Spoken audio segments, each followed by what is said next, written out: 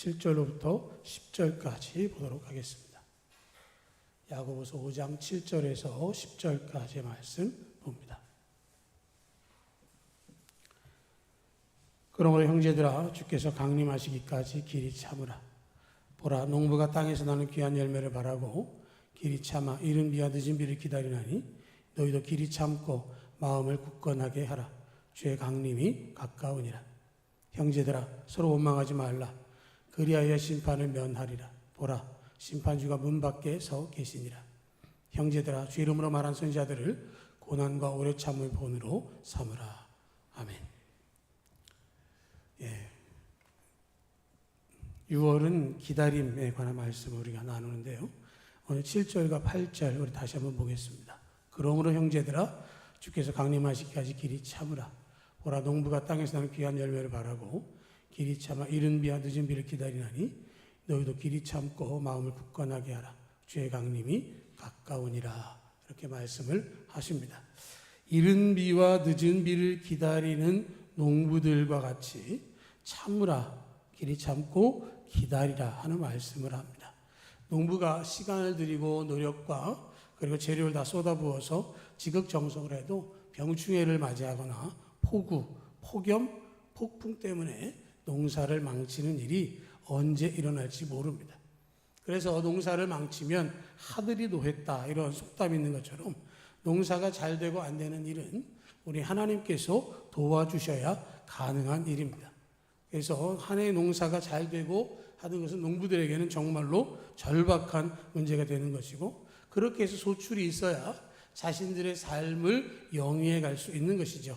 아이들 교육도 하고 빚도 갚고 또 돈도 만들어서 다음 농사도 대비할 수 있는 것이죠. 그래서 농부에게 가장 필요한 것, 이른 비와 늦은 비라고 말씀을 하고 있는 것이죠. 비가 오기를 기다리는 마음은 절박하고 간절한 것이죠. 금년에는 가뭄은 없을 것 같은 그런 비가 많은 절기를 지나고 있는데, 생각해 보면 어릴 때 보면 비가 안 오면 동네마다 기우제를 지내기도 하고 그런 것들이 뉴스가 되기도 했었습니다. 그런데 그렇게 절박한 농부의 심정이 있다 할지라도 빗방울 하나 만들 수가 없고요, 어디서 흙탕물 한 바가지도 퍼올 수가 없고 그저 하늘만 바라보고 있는 것이죠. 이른 비와 늦은 비라고 하는 말은 우리나라 농부들은 잘 받아들이기 어려운 얘기지만 이스라엘 백성들은 이 이른 비와 늦은 비가 굉장히 중요한 의미가 있습니다. 이른 비를 통해서 파종을 하고 늦은 비를 통해서 소출할 만큼 성숙하게 열매를 맺혀질 때 그들의 농사가 완결이 되어지는 것이죠. 그들이 가나안 땅에 들어가서 젖과 꿀이 흐르는 땅이라고 들어갔지만 그것은 그들이 하나님을 사랑하는 동안에는 하나님께서 이른 비와 늦은 비를 공급하시지만 하나님을 섬기지 않고 우상을 섬기게 되어지면 엘리야 시절에 있었던 것처럼 3년 반 동안 비가 오지 않는 그런 일들을 겪게도 되어지는 것이고, 그렇기 때문에 야고보는 이 비 오는 것에 생사가 달린 것 같은 농부의 심정으로 마지막 때 주께서 강림하시기까지 길이 참아야 한다라고 말씀을 하고 있는 것이죠. 그래서 길이 참는다라는 말은 끝까지 인내하고 끈기 있게 그것을 참아야 한다라는 것이죠. 참아야 하느니라, 어디서 많이 듣던 얘기 같지 않습니까? 참아야 하느니라가 뭐죠? 성질 날 때 참아야 된다 이런 생각을 할 때가 있고, 그런 것들이 어떤 사극의 대사처럼 주어진 말도 있긴 하지만 정말 이 비교할 수 없는 절박함이 그들 속에 자리하고 있는 것이고요. 또 참고 기다릴 때는 결과물이 있어야 됩니다. 그것이 없으면 기다릴 수 없어요. 버스를 기다리는 것은 제 시간에 오기 때문이고, 또 생일이 돌아오는 것은 선물을 기대하고요, 또 월급날이 다가오면 월급 받을 것에 대한 기대가 있고, 사람을 만나기로 하면 그 약속 때문에 마음이 설레기도 하는 것이죠.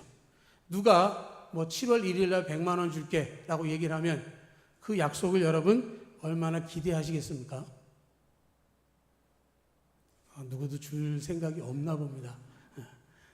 날짜를 정해가지고 그 날짜에 내가 뭘 해주겠다 그러면 굉장히 기대를 가지고 그 시간을 지날 수 있을 것이고 지루하지 않을 겁니다. 저는 이 생각을 하면 저보다 1년 선배 형님이 있는데 증권회사를 다녔거든요. 그 형이 저한테 그랬어요. 증권에서 내가 대박이 터지면 너한테 3천만 원 줄게. 근데 대박이 아직까지 안 터졌어요. 요즘은 전화도 안 해요. 그래서 저도 전화를 하기가 그래요. 뭐 내가 맡겨놓은 것도 아닌데 받을 것처럼 전화할 것 같아서. 그런데 가끔은 생각이 나요. 전화를 해볼까? 대박 터졌나? 그런데 얼마 전에 들어보니까 증권회사 그만뒀더라고요. 기대할 게 없겠죠? 사람들은 그런 겁니다. 막연하게 언젠가 무엇인가가 이루어진다 그러면 좀 그럴 거예요. 누가 보증하지도 않고 날짜도 부정확하고 또 준다는 것도 보여주지 않으면 거기에 대해서 기대치를 갖지 않을 겁니다. 우리가 살아가면서 뭘 기다릴까요? 여러분들이 기다리고 있는 건 뭘까요? 누구를 만난다거나 아니면 맛있는 음식을 먹는거나 아니면 어떤 거 아무 기대 없이 그저 지나는 그런 사람들도 있기도 하지만 오늘 말씀 속에서 우리가 이야기하는 것은 주님이 강림하시기까지 길이 참으라는 말씀을 우리가 믿음으로 받아들여야 하는 것이죠. 내가 예수 그리스도를 믿음으로 그리스도를 통해서 구원의 선물을 받았습니다. 예수님께서 부활 승천하신 후에 우리에게 성령을 보내주셔서 내 안에 내주하게 하시고 위로하시고 평안도 주시고 능력과 지혜도 허락하셨습니다.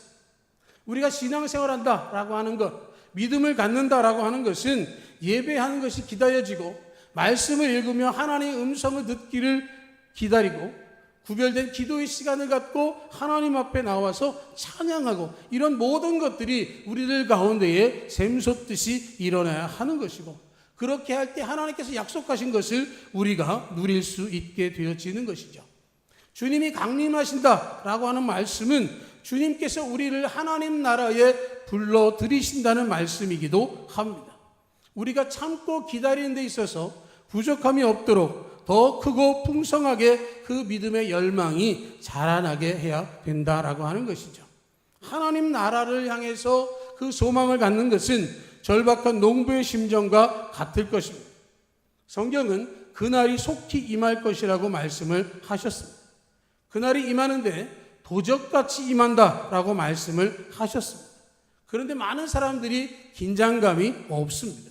왜냐하면 그날이 언제인지 추측할 수가 없기 때문에 그렇습니다.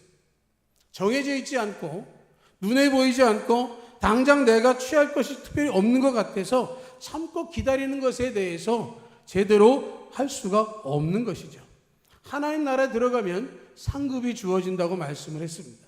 내가 받을 상급이 무엇인지를 본 적이 없어요. 뭔가 보면 기대가 있고 내가 저것을 얻을 수 있겠구나라고 하겠는데 하나님께서는 생명의 면류관을 주시겠다라고 말씀을 하셨는데 그 생명의 면류관이 어떻게 생겼는지는 아무도 모릅니다. 그러나 하나님께서 약속하셨기 때문에 기다려야 하니까 그 기다림의 시간에 의해서 제대로 마음을 다하고 그 마음을 준비하지도 않는 것이죠.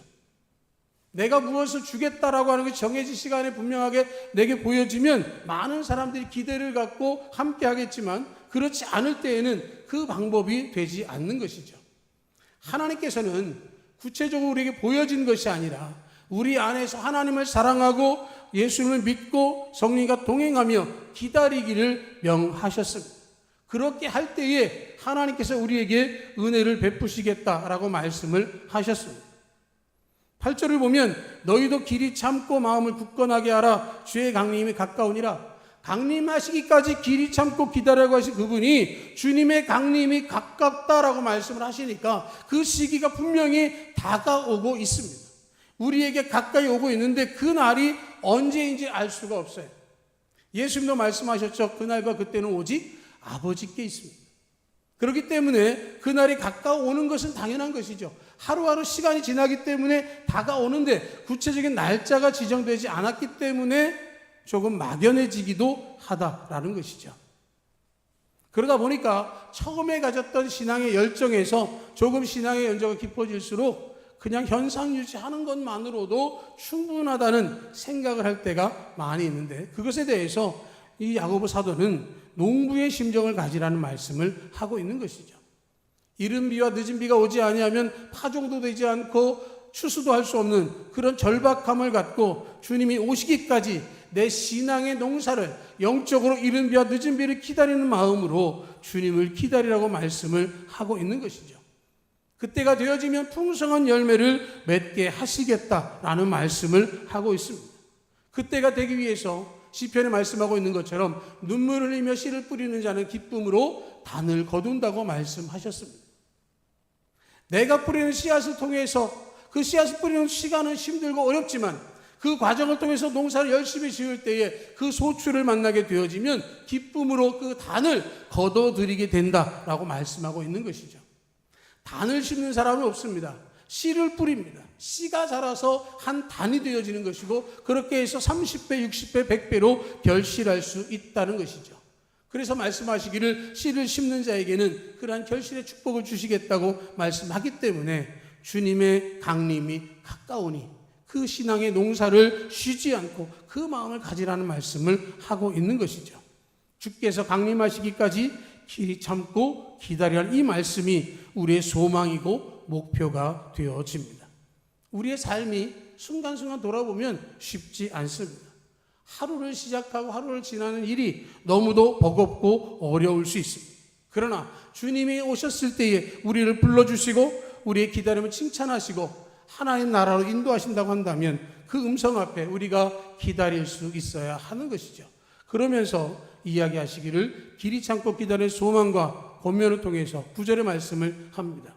형제들아 서로 원망하지 말라. 그리하여야 심판을 면하리라. 보라 심판주가 문 밖에 서 계시니라. 그런 말씀을 하고 있습니다. 길이 참고 기다리다 보면 사람들 가운데는 조금 짜증이 나기도 하죠. 오랜 시간이 지나게 되어지면 불평, 불만이 생길 수도 있습니다. 마태복음 5장에 보면 형제에게 노하는 자마다 심판을 받게 되고 형제를 대하여 라가라 하는 자는 공회에 잡혀가게 되고 미련한 놈이라 하는 자는 지옥불에 들어가게 되리라. 예수님께서 말씀하셨습니다. 살인하지 말라는 계명은 단순히 육신적으로 죽이는 것을 넘어서서 말하는 것을 통해서 사람을 죽이는 일들을 할 수도 있다는 말씀을 하는 것이죠. 라가라고 하는 이 말은 골빈 놈, 머리가 텅 빈 놈 이런 뜻을 가지고 있고요. 단적으로 말하면 바보 같은 이런 표현을 하는 것이죠. 형제에게 그렇게 말하는 사람을 살인자에 준하는 심판을 받을 것이라고 예수님께서 말씀하셨습니다. 말조차도 조심하라고 이야기를 하는 것이죠. 누구를 두고 뒷담화하는 것에 대해서 이야기합니다. 보지 않는다고 해서 뒤에서 욕하고 저주하는 것은 심판받을 죄악된 행위란 것을 말씀하고 있습니다. 주님은 다 기억하고 보고 계시고 우리를 향해서 그것이 부메랑이 되어 돌아올 것을 말씀하셨습니다. 길이 참고 기다리는 것이 힘들다 할지라도 인내하는 것은 내가 가져야 하는 것이고 내가 인내하는 것 때문에 다른 누구에게 내 모든 것들을 불평, 불만으로 토로하는 것은 옳지 않은 것이라고 말씀을 하고 있는 것이죠. 형제 자매들 향해서 원망하는 것이 아니라 사랑과 선행으로 격려해야 될 것을 말씀하셨습니다. 9절 후반부에 말씀합니다. 보라 심판주가 문 밖에 서 계시니라. 이 말씀 어떤 느낌이 드세요? 내가 누구에 대해서 막 이야기했는데 그 사람이 저 문 뒤에 있으면 그 얘기한 것이 그 사람에게 다 들리는 겁니다. 누구를 원망하고 누구에게 불평하고 탓하는 얘기들이 문 밖에 있는 그 사람이 다 듣게 되는데 지금 문 밖에 누가 계시냐면 예수님이 계세요. 그 소리를 다 들으시고 오셔서 너 지금 뭐 했지? 라고 하면 얼마나 여러분들 그 장면에서 답할 게 없겠습니까? 우리가 입 밖으로 냈던 모든 말들은 토시 하나까지도 다 기억에 저장된다는 것이죠. 여러분 전화 통화하시면서 녹음 기능이 켜 있는 거를 기억하십니까? 지금 핸드폰 기능을 잘 아시는 분들은 꺼놓기를 하는데 그거 잘 못하시는 분들은 통화들이 다 녹음됩니다. 나중에 한번 가서 들어보세요. 내가 무슨 얘기했는지 쫙 다 나옵니다. 그러니까 또 지우는 것도 일이에요. 우리가 살아가면서 했던 많은 일들이 다 녹음되고 기록되어 있습니다. 어쩌면 내가 그 모든 것들 한 것에 대해서 우리가 분명하게 주님 앞에 고백해야 합니다. 오늘 오전에 학생들하고 공부하면서도 그런 얘기를 했는데 우리가 가지고 있는 것에 대해서 죄에 대해서 어떻게 하면 좋으냐 그랬을 때 거기 정답이 깨달았을 때, 알게 되었을 때 회개해야 된다라는 것을 나눴는데요. 마찬가지입니다. 우리가 삶을 통해서 원망하고 불평하고 누구에 대해서 공격했다면 그런 모든 것들에서 깨닫게 된 그 순간 하나님 앞에 회개하고 돌이켜야 하는 것이죠. 그래서 주님 오시기까지 원망하는 것이 아니라 서로 격려하고 서로 도움이 되고 서로 힘이 되는 그런 언어를 구사해야 하는 것이고, 그를 통해서 하나님 나라를 위해서 예비된 믿음의 삶을 살아가야 하는 것이죠. 그렇기 때문에 두 번째 이야기를 하기를, 형제들아 주의 이름으로 말한 선지자들을 고난과 오래 참음의 본으로 삼으라 하고 10절에서 말씀하고 있는 것이죠. 길이 참고 기다리는 동안에 고난이 있고 오래 참음이라고 하는 고통이 있다라고 하는 것입니다. 참고 기다리는 일은 믿음의 사람들, 우리의 사명과 우리의 순종의 길이 되어집니다. 힘들고 어려운 시기가 오면 그때 떠올려 보라는 거예요. 선지자들을 고난과 오래 참음의 본으로 삼으라. 우리 기독교 2000년 역사 동안에 예수님 믿는 것 때문에 죽임당하는 일들이 있었던 때가 오래 있었습니다. 예수님께서 부활 승천하시고 300여 년이 지난 후에야 기독교가 공인됐고요. 그 공인되기까지 말할 수 없는 핍박으로 많은 순교자들이 나왔습니다. 카타콤의 순교자, 카타콤에 가면 죽은 그리스도인들의 뼈가 있는 무덤들이 있습니다. 그들이 예수님 때문에 순교했고 예수님 때문에 그곳에서 세상 빛을 보지 못하고 살다가 세상을 떠났습니다. 초대교회뿐만 아니라 중세시대 근대 역사 안에서도 핍박과 박해, 순교가 끊이지 않았습니다. 지금도 전 세계 어느 곳에서는 예수님 믿는 것 때문에 가족으로부터 추방당하고 목숨을 잃는 형제 자매들이 있습니다. 그들은 참고 기다리는 명령에 순종하고 있는 것입니다. 선지자들을 통해서, 순교자들을 통해서 그들의 믿음을 우리가 받아들이게 되는 것이죠. 내가 비록 연약하다 할지라도 죽기까지 각오하고 죽어서도 부활한다라고 하는 확신을 붙들 수만 있다면 길이 참고 기다리는 사명이 완수될 수 있는 것이죠. 예수님이 부활하셨기 때문에 우리도 부활할 수 있습니다. 예수님을 부활의 첫 열매라고 하는 것은 그 이후로 예수 믿는 누구나 부활의 소망이 있음을 말씀하고 있는 것입니다. 고난, 오래 참음은 참고 기다리는 우리에게 주어지는 통과 의례입니다. 이 고난과 오래 참음을 넘어야 그래야 주님을 맞이할 수 있게 되어지는 것이죠. 그렇다고 해서 주님께서 고생할 거리를 일부러 우리에게 주시는 것은 아닙니다.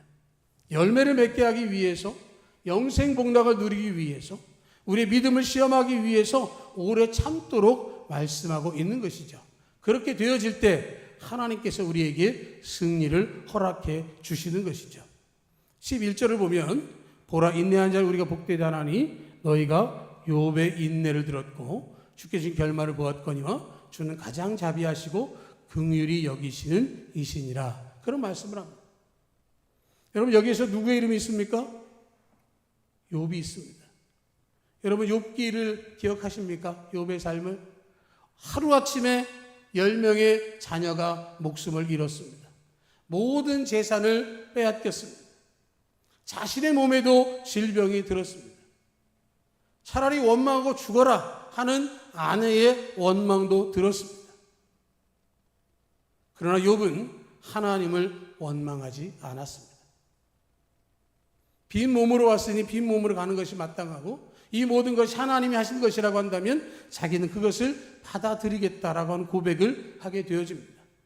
친구들과의 논쟁, 엘리와의 논쟁 속에서 그는 하나님의 섭리에 대해서 보다 가까이 나아가는 기회를 얻게 되어졌고 하나님의 음성을 들었습니다. 그가 하나님의 음성에 합당했고 하나님께서 말씀하신 모든 것을 이루었을 때에 하나님께서는 그에게 갑절의 은혜를 베풀어 주셨습니다.